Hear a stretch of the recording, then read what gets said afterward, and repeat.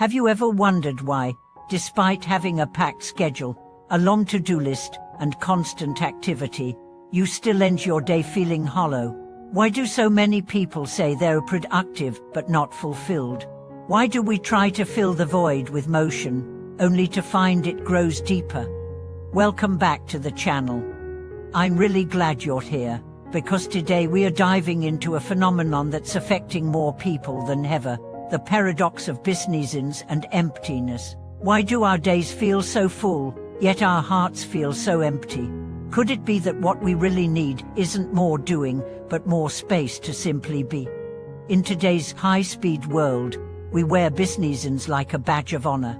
Ask someone how they are, and they'll likely say, busy, as if it's proof of value. We hustle, grind, and multitask our way through life, believing that more motion equals more meaning. But somewhere along the way, we've confused noise with purpose. Let's begin with a familiar story.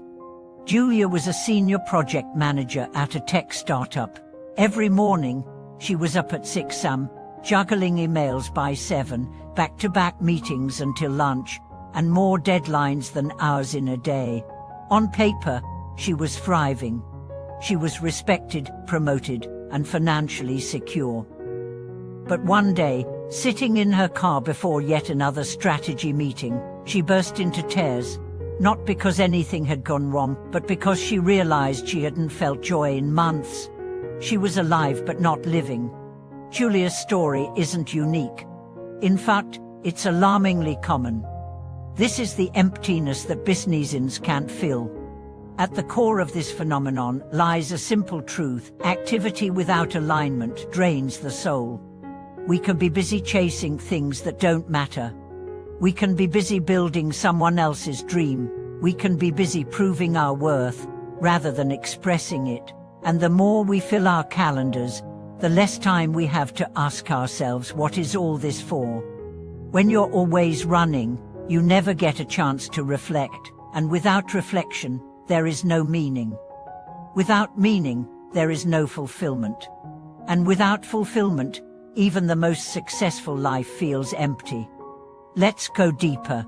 The human soul is not nourished by quantity, it's nourished by quality. You can meet 100 people in a week and still feel lonely. You can complete 50 tasks and still feel useless. You can scroll through endless content and still feel bored.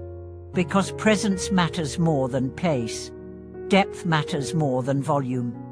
There's a concept in Japanese Zen called ma, the space between things. In art, it's the silence between sounds. In architecture, it's the empty space that gives shape to the form. In life, it's the pause that gives meaning to our motion. But modern life has erased the pauses.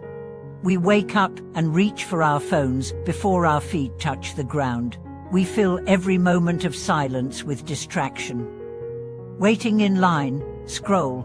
Riding the train, scroll.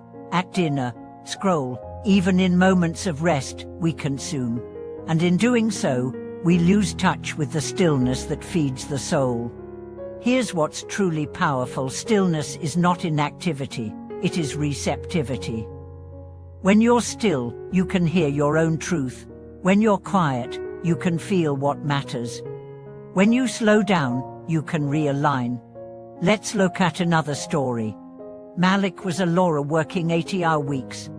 He thought he loved the hustle until his doctor warned him of burnout. Reluctantly, he took a 2-week vacation. At first, he was restless. He didn't know what to do with the silence, but on the 5th day, walking through a quiet forest trail, something shifted. He began to notice the wind, the rhythm of his breath. The tension in his chest began to melt. And then came the thought, what am I running from? That thought unraveled everything. Alec realized that his business wasn't passion, it was escape. He wasn't chasing success. He was fleeing from himself. Many of us do the same. We stay busy because silence scares us, because stillness feels like failure, because if we stop, we might have to face what we've been avoiding. But here's the thing, silence doesn't bring pain. it reveals what's already there. And if we want to live full lives, we have to stop running and start listening. Let's talk about how to empty ourselves in a healthy way. The first step is intentional stillness. Not just the absence of work, but the presence of being. Set aside time, not to check boxes, but to check in.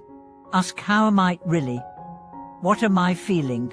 What needs my attention, not out there, but in here? Second, embrace boredom. Yes, boredom. Because on the other side of boredom is creativity, inspiration, insight.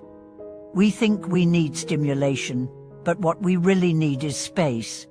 Let your mind wander. Let your heart speak. Third, question your business. Not all work is equal. Ask yourself, am I doing this because it matters, or because I'm afraid to stop? Is this activity feeding me or draining me? If you can't answer, it's time to pause. Fourth, disconnect to reconnect. Technology isn't evil, but addiction to it is. Unplug. Go for a walk without your phone. Sit in a park, watch the sky. Let your senses reawaken. Fifth, simplify. Not just your schedule, but your inner world. What beliefs are keeping you in overdrive?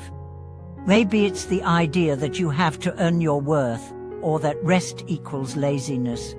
Challenge those beliefs. Redefine success as presence, not pressure. Let's look at another example. Anna was a high-performing marketing executive. She realized that despite having everything she'd once wanted, she felt constantly behind. So she tried something radical. One day a week, she blocked her calendar and did nothing productive. No calls, no goals. Just time to exist. At first, she felt guilty. But then, she started feeling alive. Ideas came without force. Emotions softened. Relationships deepened. Her productivity didn't drop, it improved. Because she was no longer running on fumes. This is what happens when we empty ourselves not into distraction, but into presence. We don't become less, we become more. More in tune, more awake, more whole. So if you're feeling tired despite doing so much, if your days feel full but your heart feels empty, pause. Empty yourself. Not by quitting your job or abandoning your responsibilities, but by returning to the space inside you that doesn't need to prove anything. Because from that space, your actions become sacred. Your choices become aligned. Your life becomes a reflection of your truth. Thank you for watching this video. If you found clarity or comfort in these words, if you've been feeling the tension between outer business and inner emptiness, share your experience in the comments. What helps you return to your center? Don't forget to like, subscribe, and share this message with someone who needs a reminder to slow down, not to fall behind, but to catch up with themselves.